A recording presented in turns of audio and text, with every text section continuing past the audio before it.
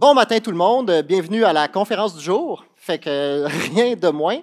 On a une conférence aujourd'hui sur OKR Zone to Win, fait que vous n'êtes pas trompé de salle, ça va être la meilleure qui était disponible à matin à 10h. Là-dessus, on prend pour acquis que ça va aller très très vite aujourd'hui, fait que je peux répondre tout de suite à la question. Oui, les slides, vous allez les avoir à la fin, fait qu'il n'y a pas de problème. Ben, par la fin, je prends pour acquis que le comité organisateur va vous les partager, mais nous, on les a déjà donnés. Fait que, ayez pas peur. On va aller vite, on parle vite, on va rouler vite. On espère avoir du temps pour les questions à la fin. Ceci dit, si vous avez le vertige à la fin, c'est un peu voulu. Dans les faits, la journée où le clicker, On n'est juste pas le focus. Dans les faits, alors Patrick Bélanger, VP Développement Technologie chez NMedia, accompagné de mon cher collègue. Louis-David Noël, vice-président expérience numérique chez NMedia aussi. Rapidement, parce que c'est pas pour ça qu'on est ici. NMedia, ça fait 22 ans, bientôt 23 qu'on existe. On est 110 NMediens dans 3 grandes unités d'affaires qu'on va faire souvent référence au courant de la journée. On s'est spécialisé dans 7 créneaux: transformation numérique, développement applicatif, commercialisation numérique, le marketing RH, les innovations et le développement de produits et les Power Platforms et dans le mix 365. À travers ça, on a, dans le fond, dans nos process qu'on a mis en place, on a mis, en fait, tout ce qui est Inception, un mash-up de Lean UX et de Design Thinking.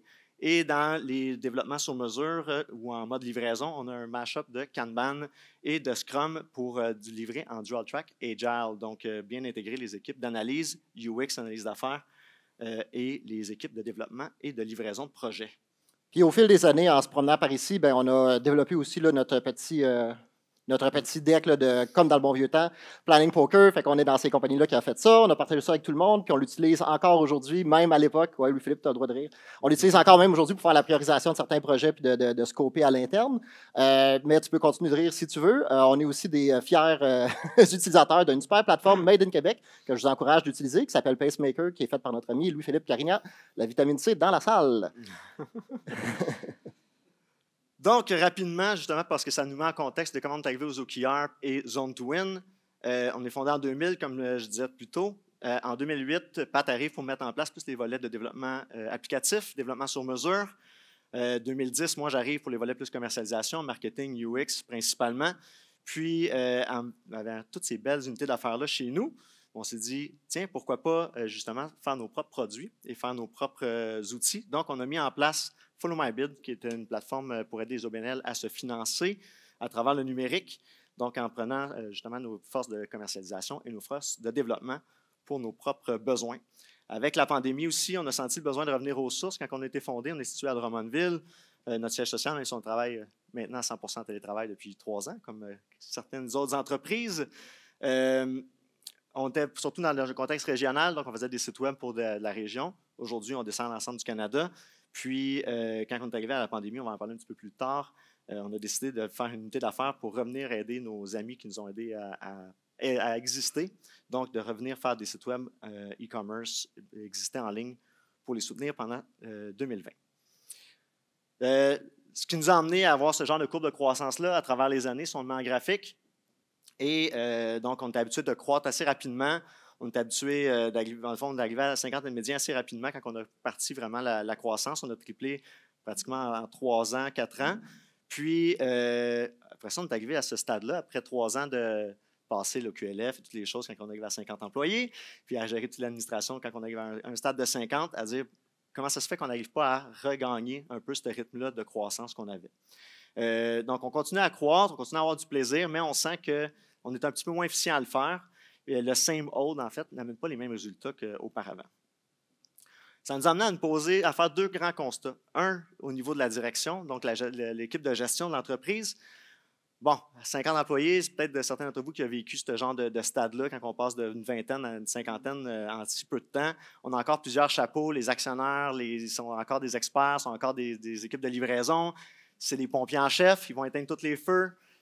Courent un peu partout. Puis en fait, tous les experts sont souvent un peu dans ce mode-là. Ce qui nous a ramené, en fait, dans notre constat, de dire que c'était difficile de connaître les plans de match des autres membres de la direction, parce qu'on était tous sur des feux différents. Travailler de concert à résoudre ces problématiques-là était problématique. Donc, on a manqué un petit peu de synchronisme dans nos prises de décision puis dans notre exécution. Garder le cap sur moyen et long terme pour focusser davantage sur la croissance que sur le dernier feu à éteindre. Et ça faisait qu'il y avait beaucoup de bruit. Quand on se parlait, il y avait beaucoup de dossiers, beaucoup de choses qui se passaient, puis on ne parlait peut-être pas du stratégique autant qu'on aurait voulu. De même côté, d'un point de vue UX, vu que c'est ma déformation professionnelle, on sentait le besoin aussi d'aller chercher le pouls des N-médiens eux-mêmes. Donc, on a passé par le sondage d'emploi remarquable du BNQ qui en fait, regarde 200 énoncés à peu près par rapport à l'employeur. Puis, il y a 5 constats qui nous a été ramenés qui venaient vraiment en lien avec notre constat ou ce qu'on sentait au niveau de la direction.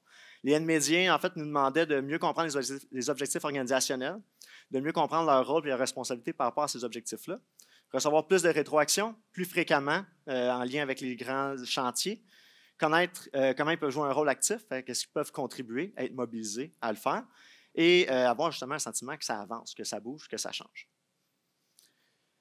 En mettant ça en place, en regardant ces éléments-là, on fait une petite recherche Google, se met à passer un peu de temps à regarder ça. On arrive, les 3 grandes thématiques que je cherchais à ce moment-là, le focus, le synchronisme, l'alignement en fait, communiquer mieux nos objectifs de façon plus efficiente et gérer par objectif. Ce qui nous a amené à faire la découverte de Why the Secret to Success is Setting the Right Goals de John Doerr. Et on en parlera un petit peu plus tard de ce fameux John Doerr-là. Mais ce que ça nous a amené, en fait, c'est de connaître les grands avantages d'une méthodologie que vous connaissez sûrement, qui est les OKR. Rapidement, OKR, juste en entrée de jeu, est-ce que tout le monde sait c'est quoi? Pas mal connu, pas mal développé. Zone to win, en même temps, si je pose la question. Parfait. Il y a un petit peu de monde. Parfait. Donc, les grands avantages des OKR, en fait, le bénéfice principal, c'est de communiquer mieux l'alignement, l'énergie, dans le fond, canaliser l'énergie qui est déployée dans les équipes vers un objectif qui est commun et qui est connu. Ce qu'on aimait dans les OKR aussi, vu qu'on est une boîte qui était agile depuis plusieurs années, c'est qu'on retrouvait certains concepts qui étaient similaires. Les cycles, la rétro, la rigueur d'une méthode, en fait, qui est cyclique.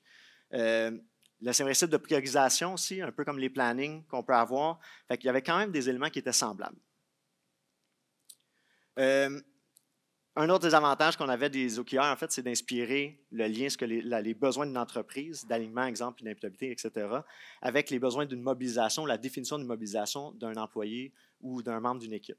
Il y a des besoins qui sont intrinsèques à ces individus-là, puis de s'assurer qu'il y avait un lien qui se faisait, puis que les deux s'entraidaient à progresser mutuellement. Donc, c'était aussi un des grands facteurs qui nous a décidé de plonger dans l'aventure des OKR. En même temps, puis quand on continue avec les OKR, ça nous a donné de l'alignement, ça nous a permis de faire une priorisation, d'avoir des conversations explicites sur les objectifs, tout le monde ensemble, mais ça ne venait pas nous aider sur notre virage qu'on était en train de faire, notre pivot produit. Fait que oui, on est une compagnie de service, on reste une compagnie de service, mais on veut pouvoir avoir un segment, une unité d'affaires qui est capable de faire du produit puis d'en spinner aussi. Puis là-dessus, ben, force est d'admettre que peu importe à qui qu'on se retournait, ça ne marche pas, c'est beau. Peu importe. Peux-tu me revenir? C'est parti. Peu importe ce qu'on se retournait au Québec, tout le monde nous revenait avec StageGate. Fait qu'on peut comprendre, c'est quand même une méthodologie de gestion de l'innovation qui a fait ses preuves, qui est née au Québec aussi, mais c'est une méthode que quand on prend le temps d'analyser un peu comment elle fonctionne, c'est très waterfall. Puis pour nous, ça n'a jamais collé. Fait qu'on a essayé de rentrer StageGate à l'interne, mais le système de gating était complètement roulé à contrario sur notre identité d'agilité depuis des années. Je vais m'essayer. Puis si on regarde une couple de compagnies. Ça a marché, c'est beau. Ça marchait, c'était toi? Non. Fait que si on regarde une couple de compagnies justement qui n'ont pas réussi à le faire, qui ont servi d'exemple de choses à ne pas faire, vous avez à l'écran des compagnies comme WordPerfect, Lotus, des compagnies. Une que je trouve intéressante, c'est au point de vue de Kodak. Fait que quand on regarde Kodak, c'est eux qui ont inventé le capteur numérique pour les appareils photo digital, mais ils n'ont pas été capables de l'opérationnaliser. Ils n'ont pas été capables de passer de l'univers dans lequel ils l'inventaient à l'univers dans lequel ils font de l'argent avec en masse. Pourquoi? Parce qu'ils étaient aussi le plus grand fabricant de pellicules. C'était ça leur marché. Fait que quand ils essayaient de faire ce pivot-là, de passer d'un ère numérique à l'ère de l'ère analogique à l'ère digitale, là, ils ont eu un problème sur le virement dessus parce que le système se battait contre lui-même d'une certaine façon. Fait que dans ce cimetière-là, on ne voulait pas être un des noms qui apparaît dedans.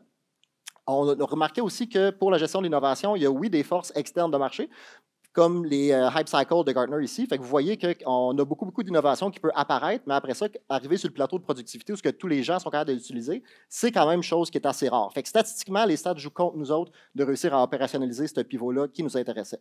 C'est là qu'en fouillant, on a eu la chance, dans le bon vieux temps, en présentiel, comme on recommence aujourd'hui, d'avoir une rencontre où la personne, on allait rencontrer deux personnes, puis il y en a un qui est arrivé avec 3/4 d'heure de retard. Fait que, contre mauvaise fortune, bon cœur, on a pris le temps de réfléchir avec la personne. Puis là, j'expliquais que, bon, ben écoute, nous autres, on regarde StageGate, ça n'est pas naturel, on ne réussit pas à le faire fonctionner. Puis là, il me dit, attends un petit peu, nous, on a commencé à réfléchir avec Zone2Win à l'interne, puis c'est flabbergastant comment ça nous a changé notre perception de comment gérer l'innovation et des conversations. Fait qu'on saute sur le whiteboard, commence à dessiner une coupe d'affaires, puis là, le déclic se fait dans ma tête. Et depuis ce temps, j'essaie de propager la bonne nouvelle avec tout le monde pour parler comment que pour nous, ça nous a aidé. Ce qu'on a retrouvé avec la méthode Zone2Win, c'est comment faire un framework de gestion de l'innovation qui est beaucoup plus agile, beaucoup plus en continu, beaucoup plus dans le moment itératif. Ça donne beaucoup d'autonomie, mais ça demande aussi beaucoup de rigueur, par exemple, pour pouvoir l'exécuter. Fait que c'est une approche qui est très pragmatique. Puis pour moi, avec un de mes différents chapeaux, qui est la gestion de l'innovation, c'est quelque chose qui me parlait énormément là-dessus. Fait que on s'enligne pour être capable de pouvoir, juste être sûr que, on s'enligne pour être capable de pouvoir bien fonctionner. On a toute la théorie au niveau des OKR, on a toute la théorie au niveau de Zone2Win, on rencontre tout le comité de direction, on les forme là-dessus, autant qu'on est capable de parler vite et d'essayer de les encourager à embarquer. Ah, c'est pour ça que je voulais être. Puis, on se rend compte que ça ne marche pas pantoute. Fait qu'on est capable de coacher, on est capable de le faire, mais il y a pas on ne trouve pas à l'époque, il y a 3-4 ans, de coach externe pour venir nous aider au niveau des OKR. Fait que des bonnes pratiques, comme ce qu'on va vous montrer tantôt, ben, on les a appris à la rude. Même chose avec Zone2Win, c'est aussi très, très prescriptif, puis on n'est pas nécessairement ce genre de boîte-là à être tout le temps capable de se rentrer dans notre tête, de faire les affaires très pragmatiques. Ça nous a causé quelques problèmes. Notre principal problème, par exemple, qu'on a rencontré, c'est au niveau de nos forces internes. On était nos pires amis. De pouvoir la bonne vieille gestion du changement. Est-ce qu'on était prêt à partir de l'univers dans lequel on était dans du domaine connu? Je lâchais ça. On était capable de partir de l'univers connu où ce qu'on était capable d'être quand même une très bonne compagnie à une cinquantaine qui fonctionnait très bien, qui avait toutes ses marques, mais de pouvoir passer à une nouvelle étape. Puis pour pouvoir faire ça, ben, c'est la bonne vieille courbe en J de l'apprentissage. Il fallait accepter qu'on allait, pendant un certain moment, être déstabilisé, autant dans notre intellectuel que dans nos référents émotifs, puis que quand on allait avoir des questions et des conversations, on allait vraiment avoir de la misère à se retrouver là-dedans. Fait qu'il fallait accepter ça, puis pour nous, bien, ça a été une question de on se fait-tu confiance à le faire, puis est-ce qu'on anticipe qu'on va avoir un retour sur investissement positif de tous ces efforts-là qu'on allait mettre. Comme disait Louis-David, le statu quo était que le same old ne faisait pas la même chose maintenant, fait qu'il fallait quand même une solution pour passer au travers. On va faire le petit bout en dormant de théorie, mais comme la plupart de vous hochez de la tête quand vous connaissez les OKR, je vais accélérer un petit peu ce volet-là pour laisser de la place à Zone2Win qui peut-être est un peu plus méconnu. Donc, suivant ces différents constats-là, on se retrousse les manches et là, on dit, OK, gang, il va falloir que tout le monde comprenne un peu c'est quoi les OKR, puis de former un peu l'ensemble de l'équipe sur ces éléments-là. Donc, premièrement, OKR, Objective and Key Results, c'est un acronyme. Ça a été fait dans les années 70 par Andy Grove, et qui est une méthodologie de gestion par objectif. Andy Grove, qui était le CEO d'Intel, on va y faire référence un petit peu plus tard sur une petite crise qu'ils ont vécue à une certaine époque. C'est évangélisé par John Doerr, donc c'est pour ça que c'est lui en ce moment qui est comme la grande vedette de tout ça. Il est parti comme venture capitaliste ensuite de ça dans les années 90 et il a imposé cette méthodologie-là en échange de son argent pour Google pour s'assurer qu'en fait, il était pour avoir un meilleur retour sur investissement là-dessus. Donc, son livre Measure Matters, qui était vraiment le livre qui met ça de l'avant. Qu'est-ce que c'est? En fait, les objectifs and key results, donc les deux parts. Un objectif, c'est l'objectif, dans le fond, l'objectif de la méthode, plutôt avant de tomber dans les acronymes ou dans les théories. C'est l'objectif principal, c'est de connecter l'organisation, donc l'entreprise, à ses équipes et à ses employés, qui est la force qui est motrice d'une entreprise.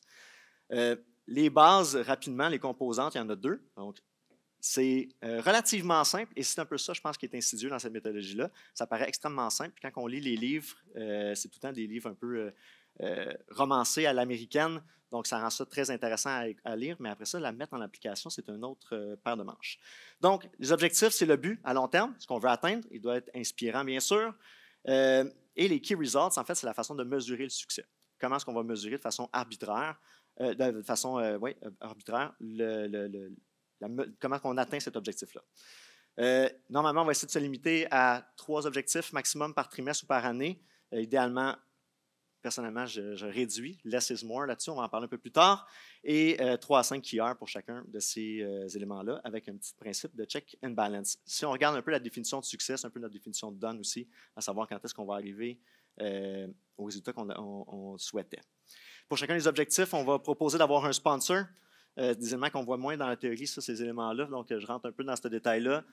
S'assurer qu'on a un sponsor de l'objectif, mais aussi de chacun des key qui va rendre les gens accountable et avec lesquels on va pouvoir aller chercher la reddition. Et chacun de ces membres-là vont aller faire leurs propres OKR, donc vont en découler une cascade qu'eux vont aller proposer comment est-ce qu'ils vont venir contribuer à ce OKR-là. Ceux qui, normalement, les théories, on ne les applique pas non plus extrêmement by the book, d'avoir une cascade qui est parfaite. Si vous voulez qu'on rentre plus là-dedans, vous poserez les questions un peu plus tard. Mais juste, si je me colle à la théorie, c'est vraiment de s'assurer qu'un KR d'un groupe qui te précède devient ton objectif, et ainsi de suite. Et tu découles jusqu'à temps que tu arrives au dernier N-médien, au dernier employé de ton entreprise. Après ça, on va vouloir avoir des réditions au moins hebdomadaires là-dessus, s'assurer qu'on est confiant qu'on va les atteindre et mesurer l'impact de ce qu'on fait. Donc, l'idée, c'est que chacun de ces objectifs-là vont découler des initiatives et ces initiatives-là vont faire avancer chacun des keyers ou de tes définitions de succès. Ce qu'on va viser, si tout le monde met maximum d'efforts, c'est d'atteindre le 70 % parce que c'est une méthodologie qui devrait t'emmener à te dépasser puis d'aller plus loin. Si on atteint trop souvent 100 %, il y a peut-être des questions à se poser. Est-ce qu'on est assez ambitieux? Est-ce qu'on se permet d'aller plus loin? Ou est-ce qu'on sandbag, en fait, dans le terme un peu plus théorique? Donc, qu'on est en train de se la donner un petit peu trop facile et qu'on n'amène pas l'entreprise où elle devrait être ou l'individu où il devrait être. Le but de tout ça, puis la grosse valeur en fait de cette méthodologie-là, c'est de changer de discours à l'interne. À la place de parler d'output, donc qu'est-ce que je fais, les to-do que j'abats, on parle plutôt d'outcome, c'est quoi la valeur que je génère avec chacun de ces aspects-là et comment je contribue avec les autres à un objectif qui est commun et qui est identifié et mesurable pour une entreprise. Ça, c'était pour OKR, la théorie là-dessus. Pour la théorie sur Zone to Win, ce qu'on va essayer de faire, c'est de contrôler comment on fait pour ne pas apparaître dans le cimetière à la fin des innovations qui n'ont juste jamais vu le jour. On va commencer par se séparer dans notre tête 3 grands horizons temporels. Okay? Fait que notre court, moyen et long terme là, devient horizon 1, 2, 3. L'horizon 1, c'est de faire les revenus, mettons, c'est de pouvoir gérer la compagnie dans le court terme. Là. Fait qu'on fait-tu le trimestre, on fait-tu l'année dans nos objectifs financiers, fait que les revenus et les marges. Mais dans l'horizon 3, on va être en train de se dire, je suis en train de pouvoir ouvrir mon jeu pour avoir de l'innovation continue dans le futur? Je suis en train de garnir mon carnet d'opportunités futures. Puis là, on parle d'un horizon de 3 à 5 ans. Entre les deux, on se ramasse avec l'horizon de 2 ans-ish, où ça va être de se demander, on va vouloir amener de l'innovation, mais là, vous me voyez venir, fait que là, je vais dire, on a de l'innovation soutenue, puis on a de l'innovation disruptive. Fait que comment on va vouloir gérer ça? D'une part, on a l'innovation soutenue qui va être, on améliore nos processus, on améliore nos machines, on passe aux nouvelles versions, on met des nouvelles méthodologies, mais qui est le business as usual de l'amélioration continue. Puis de l'autre côté, notre innovation perturbante, disruptive, elle, ça va être de, bon, c'est quoi le prochain moonshot qu'on essaye? Puis le problème qu'on rend explicite avec Zone to Win, c'est de pouvoir dire, ces deux-là vivent souvent dans l'horizon 2. Fait que c'est souvent des chantiers qui sont de l'ordre de 18 mois à 2-3 ans qu'on essaie de réussir. Puis, quand on essaie de faire ça, souvent, on va finir par privilégier notre innovation soutenue sur notre gros pivot qu'on essaie de faire. Ça devient un problème pour la gestion de l'innovation dessus. C'est là que Zone to Win arrive avec 4 grandes zones. Fait que quand je dis des zones, c'est vraiment comme des zones de jeu. Là. Okay? Voyez ça comme un play au football ou au soccer ou au hockey. C'est comment que ces zones-là sont capables de jouer entre elles. Puis là, vous allez voir, je vais les visiter là, dans l'ordre du cadran là, des aiguilles d'une montre. Là. Fait on va parler de la zone de performance, la zone de productivité, incubation et la zone de transformation. En les visitant, ce qu'on va se dire, c'est qu'on a la zone de performance, ce qu'on va commencer, le cadran en haut à droite. C'est le cadran où on va s'obliger à avoir les conversations sur les revenus. Ça va être notre zone d'excellence opérationnelle. C'est là qu'on est habitué historiquement d'avoir grandi. Pour NMedia, ça fait 22 ans qu'on existe, c'est de faire la pratique de service conseil. Fait qu'on fait des projets pour nos clients. Bon, les clients, c'est ça, aiment qu'est-ce qu'on fait, qu'est-ce qu'on développe, on espère. Puis pour eux, c'est là que le gros de nos revenus se trouve, en service conseil. Pour nous, la manière qu'on le découpe en prêt, puis d'après la théorie, c'est chaque ligne doit être un minimum de 10 % des revenus. Fait que pour avoir le droit de citer à la table du focus de l'organisation, on s'assure que chaque business unit est au moins un 10 % de revenus. Puis on peut spécifier après ça en colonne un autre 10 % pour les différents segments que vous avez. Fait que les marchés ou comment vous vous positionnez là. Pour nous, l'utilisation des colonnes, ce n'est pas avéré judicieuse pour NMedia présentement. Mais souvenez-vous, c'est minimum de 10 % parce que ça, c'est la règle magique dans la métho pour s'assurer qu'elle va avoir assez de focus et d'anticorps pour pouvoir travailler avec le reste de l'organisation. Donc, la zone performance, on fait les revenus. La zone suivante, la zone de productivité, son objectif, c'est l'efficience. Elle, sa mission, c'est de maxer les marges. Fait que là, oui, on est dans un chiffre là. Fait que c'est de maximiser les marges. Comment on fait pour pouvoir investir dans l'organisation puis en ressortir le meilleur retour dessus sur notre investissement? On va séparer deux grandes sections de travaux qui vont se retrouver dans cette zone-là. D'une part, les programmes. Ça va être les missions que la zone de performance octroie à la zone de productivité. Okay? Un exemple concret chez NVIDIA, il y a quelques années, on voyait toute la vague des containers. On était correct, mais ce n'était pas une compétence d'entreprise. On avait 2-3 personnes qui savaient vraiment comment ça marchait, mais comme entreprise, je ne pouvais pas dire qu'on était vraiment sur notre game par rapport à ça. On a demandé à la zone de productivité de venir nous aider à trouver une coupe de repères. Trouvez-moi de la formation, trouvez-moi des bonnes technologies, faites l'éventail de qu'est-ce qu'on voudrait utiliser et qu'est-ce qui a l'air d'être pas pire. Revenez-nous avec un plan, puis on va le travailler dessus. C'est une mission qu'on a donnée, ça, c'est des programmes. Pendant ce temps-là, je n'étais pas en train de bloquer la zone de performance qui continue à être obsédée à faire la livraison des projets des clients, mais on avait du monde pour pouvoir venir nous faire du service interne. Ça, c'est les programmes. Puis de l'autre part, on a les services, les systèmes. Les systèmes, voyez ça comme la gestion de la paix, la gestion des identités, la gestion des accès, mettons, là, tout ce qui est un service que vous offrez dans l'organisation. Puis là, vous avez vu, j'ai dit 3-4 fois, c'est des investissements. Une des forces de la méthode, c'est de commencer à réfléchir en termes d'investissement et non pas en termes de dépenses là-dedans. Puis ça, souvent, là, depuis que ça s'est rendu explicite comme conversation aussi, on est dans des rencontres avec des clients, des partenaires, puis là, j'entends « Ah, on va dépenser combien sur cette initiative-là? » Puis j'ai les orteils qui sortent par en arrière. Ce n'est pas des dépenses, c'est un investissement. Je m'attends à avoir un business plan par rapport à ça. C'est quoi le retour que je m'attends si je me décide à investir sur quelque chose? Fait que changer la conversation. On continue notre visite, on arrive dans la zone d'incubation. La zone d'incubation, c'est là qu'on va faire notre jardinage des opportunités. Fait que ça, c'est là qu'on va tester des nouvelles méthodes de travail, des nouvelles technologies, mais aussi des nouvelles lignes d'affaires qu'on pourrait vouloir lancer. Puis là, le contrat qu'on va avoir avec ce groupe-là, c'est de pouvoir dire, vous êtes plein de IOU, nos petites Independent Operating Unit, puis on va vous donner un contrat. Puis le contrat, là, pour ceux qui connaissent Lean Startup, c'est exactement ça, copier-coller. Fait que je vais comme un avion qui essaie de décoller, je vais te dire c'est quoi que tu as comme temps pour pouvoir le faire. Fait que la piste de décollage, tu as tes milestones, je vais te donner du budget, fait que c'est l'essence que tu as dans tes bidons, puis je vais te dire que ton objectif, c'est de réussir à décoller là-dedans, puis on va se mesurer si tu as réussi à faire ton décollage. Puis ça va nous permettre d'arriver avec un fail fast après pour pouvoir se dire on a réussi ou pas à faire nos preuves de concept. Si on a réussi, bien, bonne nouvelle, on peut réenchérir puis pousser encore plus loin en incubation à essayer de trouver les prochaines réponses. Ou on peut dire, c'est déjà suffisamment mature puis on peut l'opérationnaliser puis l'amener dans une zone de performance. Ou on peut se dire que ça a été un cuisant échec puis ben fail fast. Là, on avait balisé tout ça puis on était dans une zone de confiance par rapport à l'échec. Fait qu'on est correct. Ou la meilleure option, c'est d'arriver dans la zone de transformation. Fait que de dire, c'est très, très, très intéressant. Il y a des belles perspectives marché. Vous nous avez montré qu'on est capable de le faire. Maintenant, on le fait. Puis quand je dis on le fait, c'est, excusez, en chinois, ils disent all hands on deck. Là. Tout le monde est commis à faire la transformation. Fait que ça, c'est la plus grosse chose que l'organisation peut faire pour atteindre son nouveau statu quo, son nouveau moment où elle va se retrouver là-dedans. Puis pour pouvoir faire ça, ça va être aussi simple de se dire que quand on va avoir réussi à prendre cette innovation-là, puis on va dire que l'organisation est assez mature pour la gérer, c'est qu'on a réussi à l'amener dans la zone de performance. Ça, le critère d'entrée dans la zone de performance, c'était le 10 %. Fait qu'à partir du moment où on va avoir réussi à scaler notre innovation à atteindre 10 % en revenus, bien, on va savoir que là, on va avoir les anticorps et avoir le focus pour être capable de se battre avec tout le monde. Puis ça, important, doit être l'idée par le CEO, le PDG, appelez ça comme vous voulez, mais la personne qui est en haut, parce que systématiquement, tout le temps, tout le monde va vouloir revenir dans ses référents puis vouloir optimiser la zone de performance, faire les revenus. Fait que là-dessus, si vous regardez, on a à droite tout ce qui est au niveau des revenus. À gauche, on a au niveau de l'innovation. Puis après ça, dans les lignes que vous avez, c'est de créer le climat propice pour pouvoir exécuter. Puis en haut, c'est de pouvoir aller travailler le maximum sur les revenus dans le futur ou au quotidien. Donc, maintenant, comment on l'a appliqué? Fait que les quelques défis, puis comment on a mis ça en place pour mixer ces deux méthodologies-là ensemble. Premièrement, si on reprend un peu le volet théorique là-dessus, avec un mode d'OKR en cascade, on a nos objectifs corpaux qu'on se met dans l'année, qui va être découpé par la suite en zones. Fait qu'avec les zones to win, on va aller découper différents OKR, en fait, un objectif par zone, qui, eux, vont être composés d'équipes. Puis ces équipes-là vont aller créer leurs OKR pour venir répondre à ces objectifs-là qui ont été fixés par le corpo.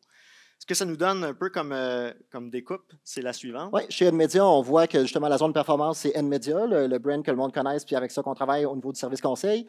N-Corpo, qui est notre zone de productivité. Chez nous, c'est système infrastructure réseautique. Tous les gens ont RH, service à la clientèle. On voit un peu le topo. Dans la zone d'incubation, on a plusieurs choses qu'on teste présentement. La plus grosse de la gang, c'est le projet 1047, qui est un projet qu'on reparlera tantôt. Puis Follow My Bid, qui est notre produit qu'on essaie de spinner out depuis quelques années, avec lesquels ça fonctionne très bien. Puis que là, on est capable d'avoir les conversations dessus. Là. Lui est en transformation pour pouvoir rentrer là, dans le cadran du 10 d'NVIDIA as a whole. Si on regarde, après avoir roulé quelques trimestres d'OKR, on est arrivé avec ce constat-là. On est arrivé avec le constat où on avait en haut là, c'est comme ça qu'on travaille à l'interne, ça c'est un lucid chart. On avait nos objectifs, les principaux key results, fait que tout le monde était capable de générer de l'alignement dessus pour savoir de comment ça allait. Puis on avait déjà on avait quelques trimestres d'expérience à le faire. Puis là, quand on l'a refait, ce trimestre-là, on s'est ramassé avec ça. Avec chaque département ou équipe qui a commencé à cascader ses QR et tout ça. Fait que si tu recliques une petite shot, on s'est ramassé à avoir des silos partout. Fait que la beauté de la chose, par exemple, c'est que ça les a rendus explicites. C'est quelque chose que j'adore de Zone to Win et de la méthode de l'OKR, c'est que ça ne règle pas tous tes problèmes, mais ça te met face à tes problèmes. Puis ça, c'est face à toutes tes opportunités de t'améliorer. Fait que là, quand on a vu qu'on avait des silos partout, ben, on s'est rendu compte qu'il y avait peut-être de quoi améliorer. Puis dans les key takeaways qu'on va vous donner à la fin, là, beaucoup de ça, c'est venu aider à faire en sorte qu'on ait pu toute cette largeur-là séparée en silos, où ce que personne vient contribuer aux objectifs des autres dessus. Exact. Fait que la logique de cesser de penser en département ou en expertise, puis de penser plutôt en zone, nous aide à simplifier beaucoup ça. L'autre gaffe aussi qu'on a faite, c'est comme on est une boîte techno, on aime ça, les bébelles. Fait que là, on essaye tous les outils imaginables. On va chercher ma certification de QR Coach, ça vient avec une autre bébelle. Fait qu'on l'installe, ça fonctionne plus ou moins. Donc, pour se rendre compte que finalement, OK, après avoir essayé low-end, si on veut, avec les Excel et les lucid charts qui sont vraiment manuels, ne sont pas faites pour gérer les OKR versus les plateformes qui sont vraiment faites spécifiquement pour ça. Je ne dis pas qu'elles ne sont pas bonnes à faire, je dis juste de ne pas se perdre avec les outils. Puis chacun outil arrive avec leurs forces et faiblesses. Maintenant, il y a de plus en plus d'outils aussi qui sortent parce que c'est de plus en plus connu. Mais Jira a ses propres plugins aussi pour supporter les OKR. Les plateformes spécialisées comme Weekdone, Office Vibe, qui viennent rajouter un module. Purdue, Microsoft vient d'acheter Viva aussi pour ça. Donc, il y a vraiment un engouement qui s'en va là-dessus. Mais le but, en fait, c'est d'appliquer la méthode, de se parler. Et là, ça va vous rappeler que c'est un précepte du manifesto agile. C'est la communication avant les outils. C'est les personnes avant les process. Donc, à un moment donné, lâchons là, ces bébelles-là. On est retourné vraiment dans le low-end avec le Lucid Chart en ce moment qui nous roule avec un Power BI sur le side. Pourquoi? Parce que ça force la conversation. Il n'y a rien qui s'automatise. Puis, comme on est encore un peu en rodage, cette conversation-là est importante. Ce que ça amène aussi, c'est que comment on a changé nos rituels par rapport à ça. Bien, on a calqué nos rituels, nos zones, en fait, comme vous pouvez voir, ils ont 1, 2, 3.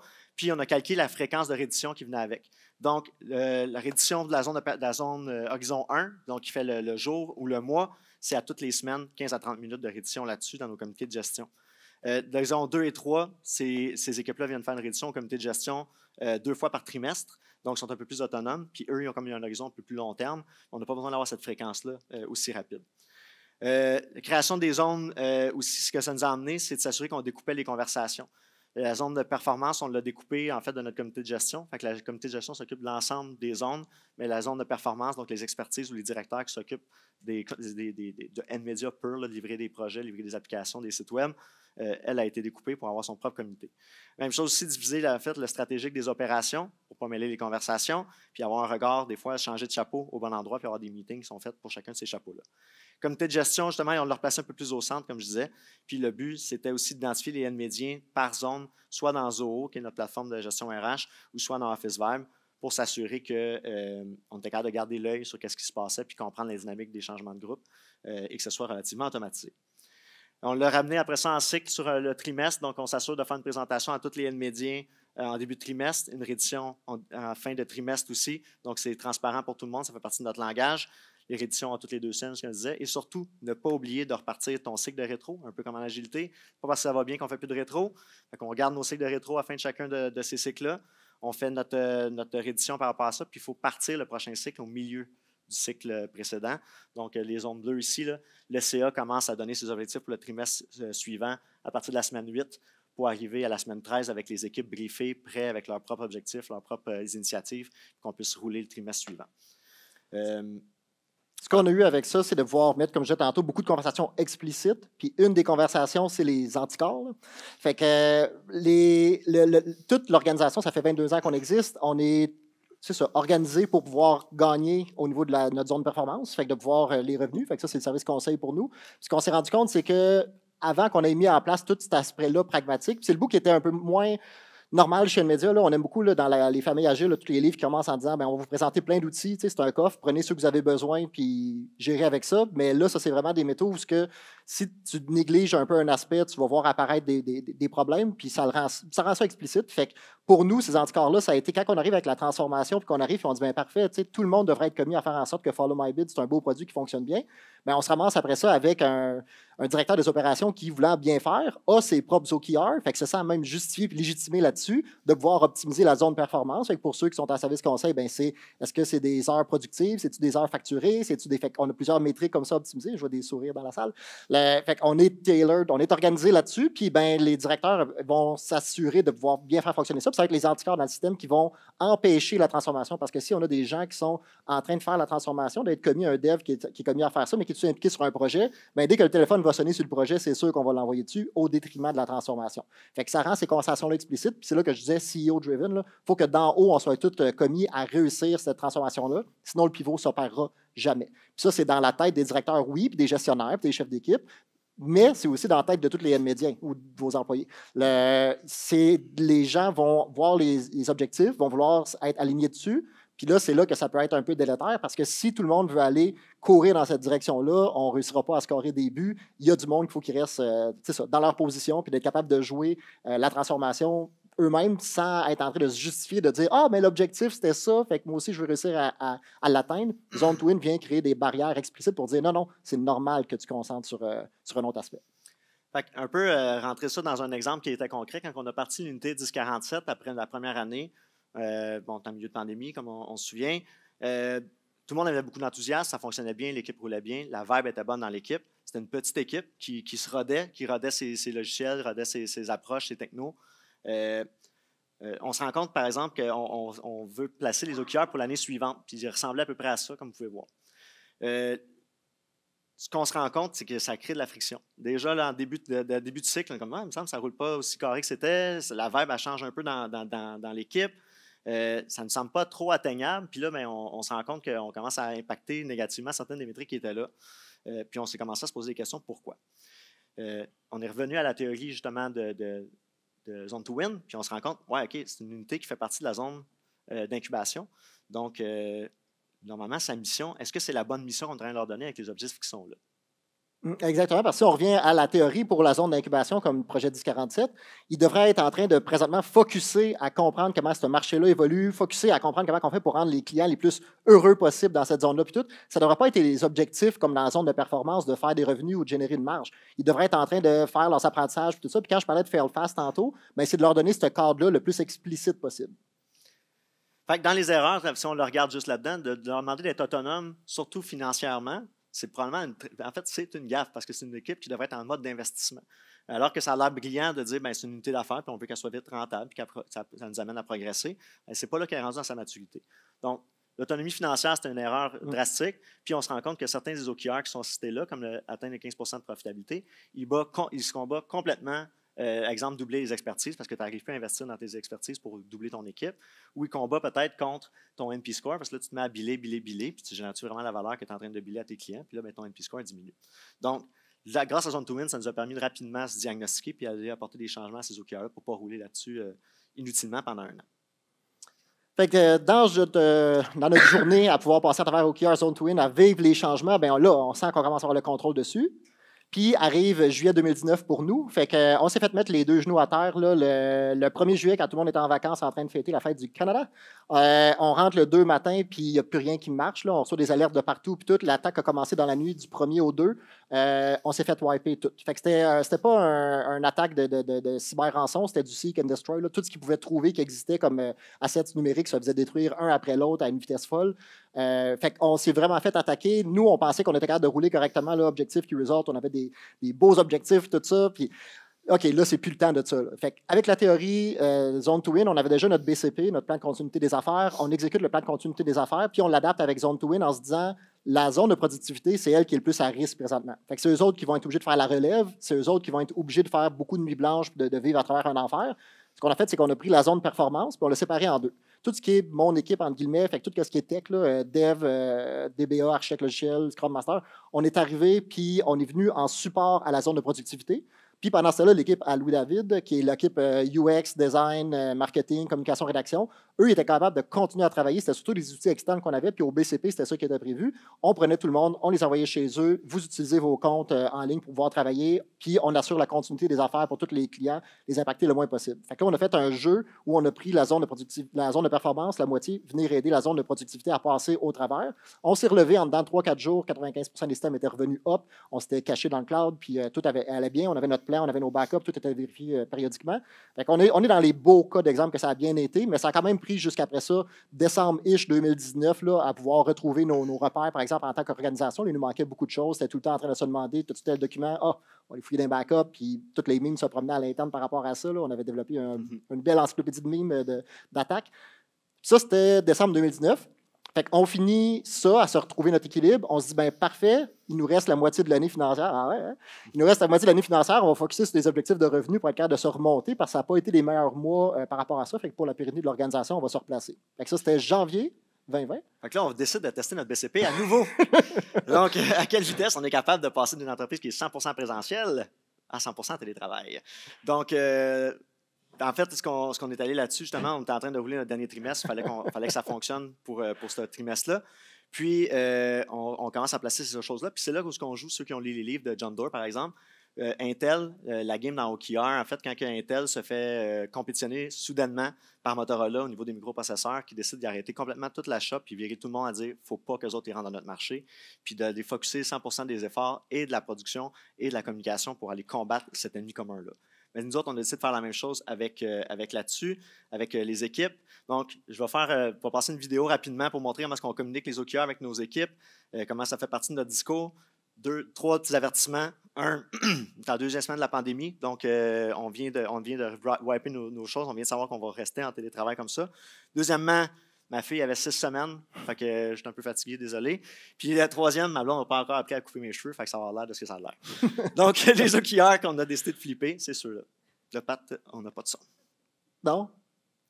Fait que dans le fond, si on n'a pas de son, je vais le faire à l'oral. En fait, on a parlé avec tout le monde dans l'équipe pour dire on a 2 grands objectifs, puis on va flipper l'ensemble de l'entreprise là-dessus. Un, protéger la santé physique, financière et mentale des N-médiens. Puis une des grandes forces de la méthodologie d'OKR, en fait, c'est d'enabler le monde à ramer, en fait, à amener leurs propres initiatives pour ramer dans le bon sens. Donc, par exemple, si on dit qu'on va se mesurer notre succès sur protéger la santé physique, financière des N-médiens, on veut que 100% des N-médiens gardent leurs revenus. On veut que 85% de nos métriques de stress, bien-être, bonheur restent à 85% qu'on avait mesuré dans l'Office Van, puis que notre taux de 90% lié au plaisir et à la collaboration soit maintenu. Ce que ça fait, c'est que si on dit à tout le monde, c'est ça qu'on vise. Fait que si vous nous arrivez avec une idée, une super bonne idée, quelque chose que vous allez mettre en place, puis que ça touche à un de ces critères-là, on embarque, c'est sûr. Puis ça dédouane rapidement les initiatives à venir contribuer sur des métriques qui sont spécifiques. Donc ça faisait partie de notre discours déjà à ce moment-là. Puis, l'autre volet, c'était de protéger la santé physique financière de N-Media parce que c'est ça notre leverage, en fait, pour s'assurer que tout le monde peut garder leurs revenus. Ça va quand même prendre des revenus pour la business. Donc, s'assurer qu'on gardait notre temps de non productif, qu'on diminuait un petit peu les investissements à choses qui étaient moins productives, en geek out, par exemple, ce genre de choses-là. S'assurer que tout le monde était capable de travailler aussi était super important. Puis, faire nos devoirs au niveau fiscal, que j'ai enlevé les éléments là-dessus. Donc, ça, c'était des aspects qu'on voulait faire parce qu'on voulait s'assurer qu'on protégeait. Fait que ça, c'est vraiment une façon de jouer de défensif en communiquant rapidement nos objectifs et que tout le monde puisse contribuer parce qu'ils savent comment on va mesurer le succès de ce qu'on veut atteindre. Jouer défensif, j'aime ce que tu as fait là. Fait que quelques apprentissages qu'on peut vous partager, là, qu'on a vu justement dans notre retour d'expérience. Là. Fait que dans les OKR que vous voyez, ça, c'est comme ça qu'on communique avec les N-médiens. On communique selon le calendrier que vous avez vu tantôt, fait qu'on communique quand même pas mal, là, je pense, là-dessus. Ici, vous voyez des OKR alignés avec Zone to Win. Là, fait que le premier, atteindre 70% des heures travaillées facturées par les experts de la zone de performance. C'est clair, c'est inspirant, on est capable de se retrouver là-dessus. Il y a des métriques aussi, 70%, puis on a même un baseline. On dit, pour le même trimestre l'année précédente, on scorait à 52,6 au niveau de nos taux de facturation. Ce n'était pas un très bon trimestre dessus. On était impacté, on n'était pas encore sur notre revenu avec notre homéostasie là, en contrôle.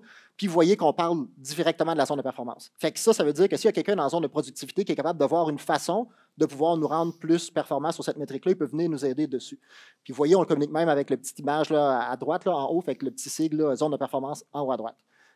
Une autre chose que ça nous a permis, c'est toutes les nombreuses conversations explicites que je vous disais tantôt. Fait que comme là, ici, laquelle des initiatives est présentement en transformation? Laquelle devrait passer en avant de l'autre quand on arrive, puis que dans toutes les conversations, on se demande, faudrait-tu qu'on passe un meeting à parler de 1047 ou de Follow My Bid? Fait que là, on s'est rendu compte qu'il y avait beaucoup de monde qui était attiré par la dernière bébelle qui shinait, la dernière initiative qu'on vient de faire. Fait qu'on est tous des overachievers, on est tout du monde excité par l'innovation. Fait que tout le monde se concentrait sur la dernière bébelle au détriment de ce qui devait être la transformation qu'on s'était tout entendu dessus. Fait que ça a rendu des conversations explicites comme ça. Si on regarde Zone to Win, je vous disais que c'est vraiment une méthodologie qui est basée sur le jeu, mais c'est vraiment le cas. Là, fait que ça permet de, comme dans un play sur le jeu, de s'assurer que pendant que tu as du monde qui sont à l'attaque en train d'essayer d'aller faire des buts, tu as aussi tes défenseurs qui restent en arrière pour être prêts de prendre et de ramener le jeu après ça en zone offensive le plus vite possible. C'est là que si on regarde Zone to Win, à même la métho, elle vous dit quoi faire quand vous, dépendamment dans quel moment dans le jeu vous êtes. Si vous êtes en jeu neutre, ça va être comme ça que vous allez prioriser le travail à travers de vos zones. Puis si on avance en jeu offensif, vous allez favoriser, tous les corps vont venir à aider le plus possible la zone de transformation, à générer un max d'innovation dedans. Pour un play offensif, imaginez pour ceux qui étaient nés à l'époque, quand Salesforce est arrivé dans le marché et qu'ils ont décidé qu'ils voulaient dominer au niveau du CRM en mode SaaS. Tout le monde installait leur CRM à maison, puis tout ça. Puis eux autres sont arrivés avec une plateforme SaaS super bonne, conviviale. Ils voulaient rentrer rapidement. Fait qu'eux, ils étaient en zone offensive. Ils jouaient un jeu offensif, alors qu'à contrario, Microsoft, eux, jouaient sur un jeu défensif. Il y avait déjà Dynamics qui avait acheté à fort prix. Il était en train d'intégrer plein d'outils à gauche, à droite. Mais il n'était pas cloudé pantoute comme Salesforce l'était. Fait qu'eux, ils se défendaient à ce moment-là. Pendant que Salesforce attaquait dans le marché, Microsoft avait la position défensive. Si vous lisez le livre, c'est exactement les exemples qu'ils font en parlant avec les CEO de chacune des compagnies pour savoir c'était quoi leur stratégie pour aller vers le marché à ces moments-là. Donc, 9 aides-mémoire, en fait, les petits constats qu'on vous résume rapidement là-dessus. Premièrement, less is more, cette fameuse phrase qu'on dit toujours. Dans les OKR, surtout quand vous êtes en train de les roder pour les premières fois, vous mettez en application ces choses-là, un objectif maximum pour commencer à le roder, puis ça devrait faire partie de la conversation de tout le monde. Tout le monde devrait focuser vraiment sur ce volet, puis ça devrait driver votre quotidien.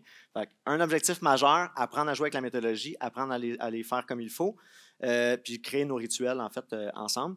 Puis essayer d'agir sur trop de keyers en même temps, donc des key results, ça dilue vos efforts. Donc, s'il y a trop de gens qui travaillent trop en largeur, vous n'arrivez pas à générer le focus puis l'efficacité que vous devriez avoir. Investir pour identifier les bons objectifs. Encore une fois, si on n'est pas en sélectionner un ou deux, parce qu'on va tricher, ça va être de s'assurer qu'on sélectionne le bon. Il faut qu'il soit inspirant, oui, mais il ne faut pas qu'il soit trop poétique. Là, dans le sens, il faut qu'il drive, il faut qu'on comprenne ce que ça nous amène, il faut qu'il vous inspire par le moteur que ça génère chez vous. Le risque, en fait, sinon, c'est que ça risque soit de ne pas parler à personne, ou soit qu'on ne sait pas comment justement on va s'aligner là-dessus, ou les gens ne comprendront pas comment ils peuvent contribuer. Des fois, les différentes zones, ils ne savent pas comment ils vont contribuer à un certain objectif. Donc, en l'explicitant et en s'assurant qu'il est relativement simple, ça permet aux gens, en fait, de s'aligner beaucoup plus facilement. Dans un scénario aussi, ça se peut qu'il y ait des objectifs qui n'aillent pas. La zone en fait, c'est s'assurer que les gens qui vont aller sélectionner les OKR ont un réel impact, ont une réelle capacité d'agir dessus. Par exemple, si tu te rends compte que ta zone de productivité vient essayer d'impacter la facturation, ce n'est pas normal. Eux sont pas en train de. Ils ne font pas du billable. C'est la zone de performance qui fait du billable.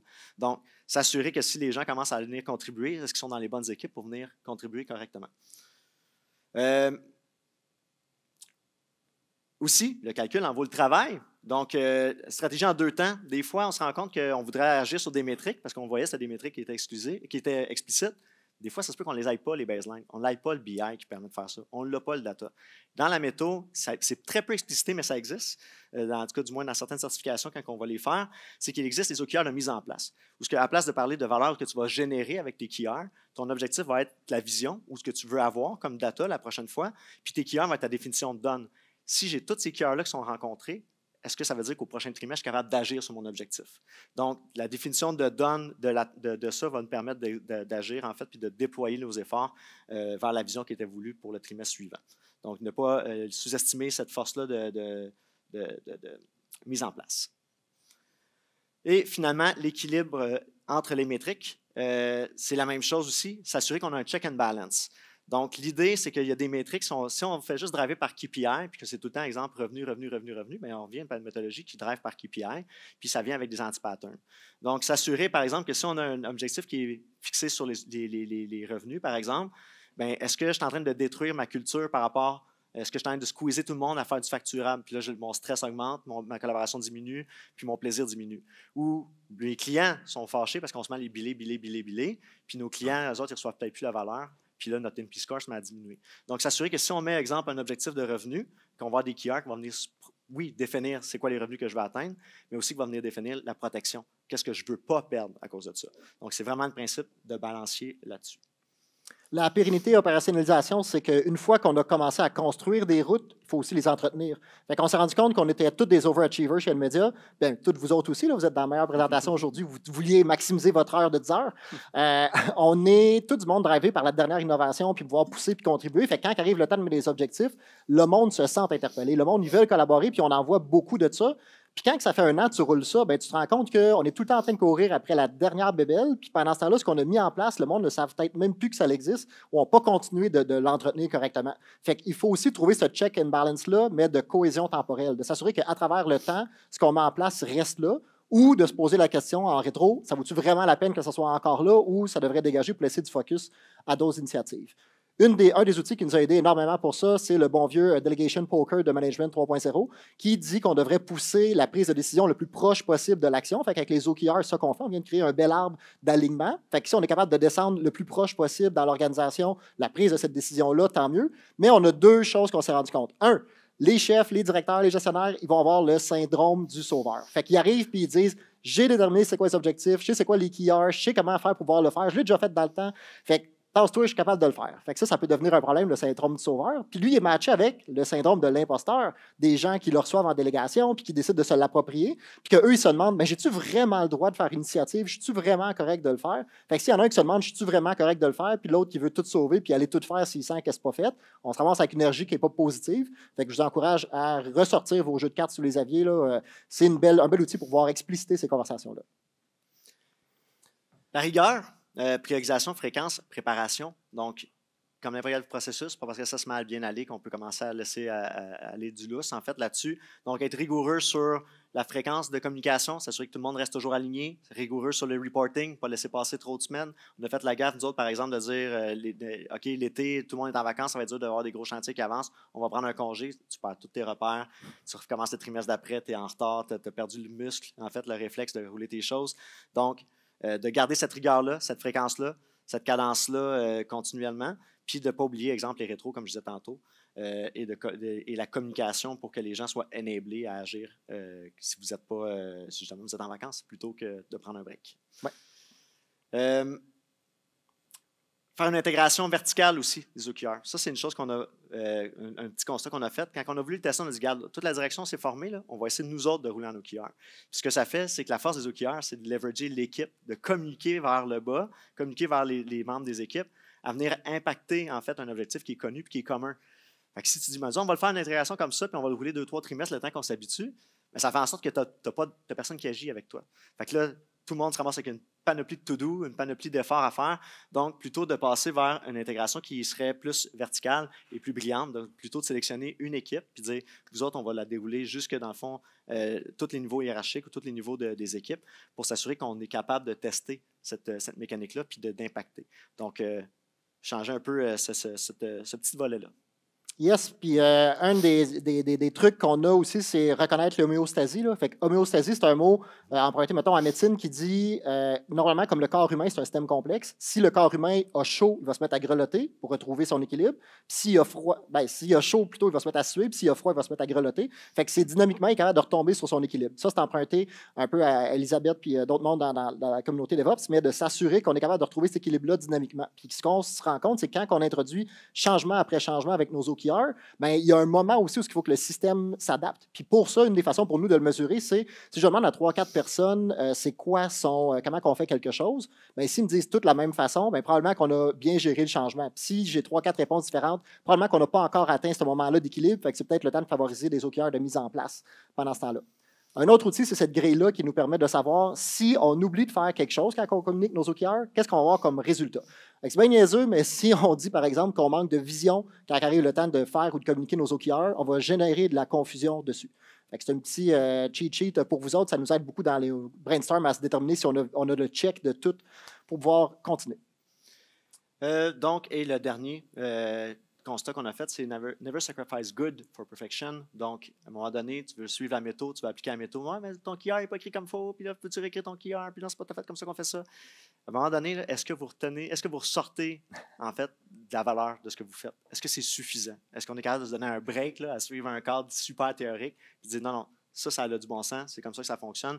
Donc, arrêtez de se flageller, arrêtez de flageller les autres, d'imposer une méthode, puis s'assurer juste qu'on en tire de la valeur. Puis si c'est suffisant, comme vous avez vu ça, des OKR de COVID qu'on a eu, il n'était pas parfait. By the book, j'aurais pas eu un 100%, mais il reste que ça a fonctionné pour virer la business puis que ça fasse avancer. Donc, focusons sur la valeur ajoutée. Alors, à 14e vitesse, quelques conclusions chez NMedia. Donc, on continue. Fait qu'on peut être devant vous avec confiance à dire qu'on continue. On le fait en chaque rétro, en fin de trimestre, en fin d'année. On se pose des questions puis on décide de continuer. Autre chose qu'on s'est rendu compte, c'est que les objectifs and key results dans la colonne 1, là, dans la colonne avec la transformation et l'incubation, c'est tellement plus facile pour nous, en tout cas, que dans la zone performance-productivité. Plein de belles conversations autour d'une petite bière ensemble ce soir si vous êtes là. Gérer la croissance, fait que ça, c'est de où qu'on partait tantôt quand on vous a montré nos transformations. Ben ça, c'est ce qu'on a réussi à atteindre après l'implantation de OKR puis de Zone to Win ensemble, main dans la main. C'est du quantitatif. On a réussi à passer de 70 médian à 110, 115 présentement, puis ça fonctionne bien. Là, on a un chemin maintenant qu'on sent qu'on est capable de le faire. On a passé le bout de plateau de 50 qui a été un problème pour nous là, au niveau du management. C'est pas juste du quantitatif, mais c'est aussi des faits. Là. Fait qu'avec le camp ici, par là-bas, à Québec, on est dans leur programme d'accélération. Là. Fait qu'on s'est qualifié au programme d'accélération, maintenant au programme traction, pour nous aider avec notre transformation de Follow My Bid. Fait qu'il nous reste plein de choses à apprendre. On les remercie énormément d'être là pour nous aider là-dedans. Là-dessus, on a continué avec les sondages employeurs remarquables. Fait que 2018, c'est là qu'on avait été chercher les premières bonnes informations pour comprendre mieux qu'est-ce qu'on devait faire pour aider les gens à en faire encore plus avec qu'est-ce qu'il y avait comme défi. Puis, ben, on l'a refait en 2020, 84, puis en 2022, il y a quelques semaines, on a eu notre résultat. On pensait pas réussir à scorer autant, mais on a eu un super beau 87% de la part des NMediens, fait que droit au cœur. Là-dessus, on est confiant aussi de vous dire que c'est une bonne méthode, puis c'est pas juste nous en avant en train de faire notre show de claquettes, là. C'est aussi, on demande constamment, puis ça, c'est un sondage qu'on a fait en juin, ouais. Puis on a demandé 2 questions par rapport aux OKR avec Office Vibe que vous reconnaissez peut-être. Là. Le premier, c'est est-ce que la communication des OKR est pertinente pour mon travail? Puis là, on a eu une moyenne de 7 sur 10, fait qu'on ne sandbag pas, mais il nous reste encore de l'amélioration à faire. La deuxième question, c'est est-ce que les informations des OKR répondent à mes interrogations? Puis on a eu un oui à 81%. Fait qu'on voit aussi que la méthode a scale aussi pour les gens. Donc, avec tout ça, on est confiant d'être en avant de vous autres aujourd'hui puis de vous dire ça fonctionne très bien. Pour nous, c'est les 2 revers d'une même médaille. Les 2 se complètent énormément bien. On voit beaucoup de traction pour OKR présentement dans le marché. On n'entend pas beaucoup de conversations pour Zone to Win, mais ça vient du même gars qui nous avait donné Crossing the Chasm dans le temps, comment on fait pour passer de l'innovation à un marché. Fait on peut faire confiance quand même là-dessus. Puis pour nous, puis pour notre partenaire qui nous en avait parlé, c'est success. Là-dessus, si vous n'êtes pas tanné de nous entendre avec notre belle voix de pinson, il y a 2 épisodes du Visual Studio Talk Show, le podcast animé par les gars de Québec. C'est ça, du Québec. Il y en a une, lui, avec les OKR, moi avec Zone to Win, si ça vous tente de continuer.